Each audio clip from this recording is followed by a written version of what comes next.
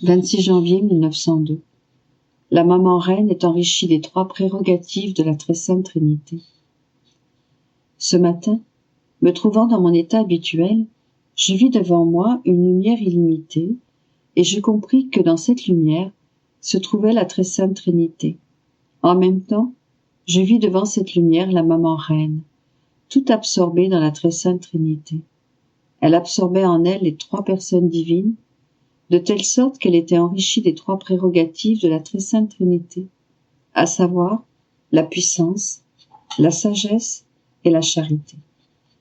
Et comme Dieu aime le genre humain comme étant une partie de lui-même, une parcelle sortie de lui, il désire ardemment que cette partie de lui-même revienne en lui.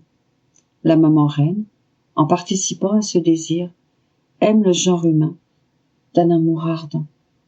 Pendant que j'absorbais cela, j'ai vu mon confesseur. J'ai prié la très sainte Vierge d'intervenir en sa faveur auprès de la très sainte Trinité. D'une inclination de la tête, elle manifesta son accord.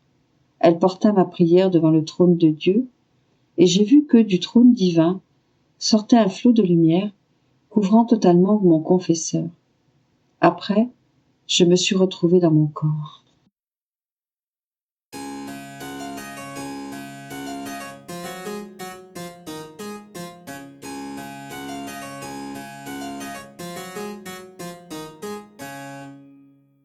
« 26 janvier 1930. Comment chaque parole de Jésus sur son fiat est comme un de ses enfants qui sort de son sein et possède la force communicative de se communiquer à toute la création. Empire de la prière faite dans la divine volonté. Mon envol dans le divin fiat continue, et je comprends mieux comment le ciel et la terre en sont remplis.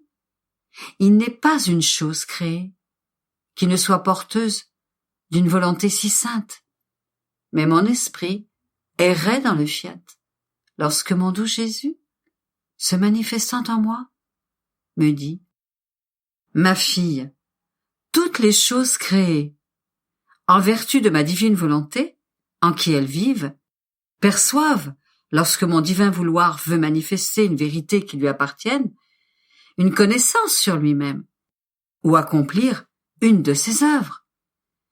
Comme la volonté qui domine toute la création est une, les œuvres sentent en elles-mêmes la vertu communicative, créatrice et préservatrice, qui veut agir et se faire connaître. Par conséquent, elles sentent qu'une autre sœur veut se joindre à elles, et elles célèbrent la nouvelle venue.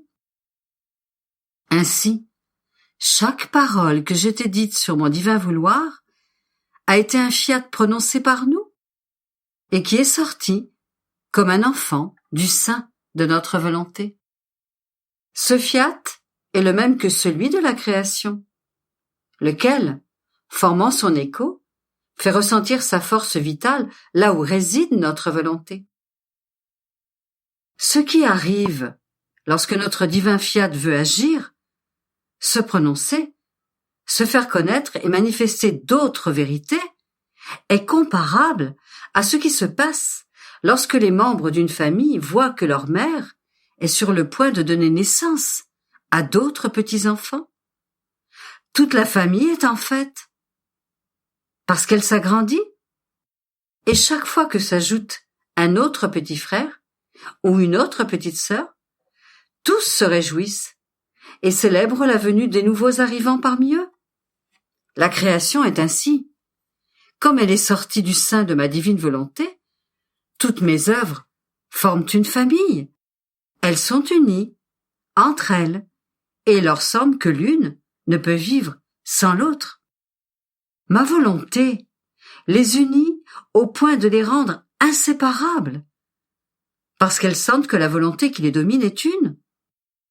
Entendant parler si longuement de mon fiat, des nombreuses connaissances qu'il continue de te manifester, elles ont le sentiment que le nombre de la génération divine de mon fiat s'accroît, et la famille de la création se voit grandir, et célèbre le prélude du royaume de ma divine volonté. Par conséquent, lorsque je te parle de mon fiat, et qu'il se prononce en se manifestant, les cieux s'abaissent avec révérence pour recevoir la nouvelle naissance de l'enfant parmi eux, lui rendre honneur et célébrer sa venue. Ma fille, lorsque ma divine volonté veut se prononcer, elle s'étend partout et fait sentir sa force créatrice et son écho en toutes les choses où elle règne. Après quoi, je continuai à prier pour que le bienheureux Jésus hâte la venue du règne tant attendu de la divine volonté sur la terre. Et mon bien-aimé Jésus, qui attend lui-même avec tant d'impatience le triomphe de la divine volonté, semblait touché par cette prière et me dit: Ma fille, les prières faites dans le divin vouloir pour obtenir la venue de son royaume sur la terre exercent un grand empire sur Dieu. Dieu lui-même ne peut ni les mettre de côté, ni refuser de les accorder. En fait, lorsque la créature prie dans mon divin fiat, nous ressentons la force de notre volonté qui prie avec son empire. Elle s'étend partout avec son immensité, et embrassant la force universelle, la prière se répand partout, de telle sorte que nous nous sentons encerclés de tous côtés, et c'est notre propre volonté qui prie en nous. Et cette prière se transforme en commandement et nous dit: Je le veux. Et comme elle règne avec son doux empire sur notre être divin, nous disons: Nous le voulons. C'est pourquoi les prières faites dans notre divin fiat peuvent être appelées décisions, commandements, qui portent le contrat signé de ce qui est voulu. Et si ce qui est voulu ne peut pas être vu instantanément, c'est parce que nous disposons les causes secondaires de façon à laisser sortir de nous ce que nous avons décidé. Par conséquent, il n'est pas question de mettre en doute que tôt ou tard, on verra descendre du ciel ce qui, par décision, lui a été accordé.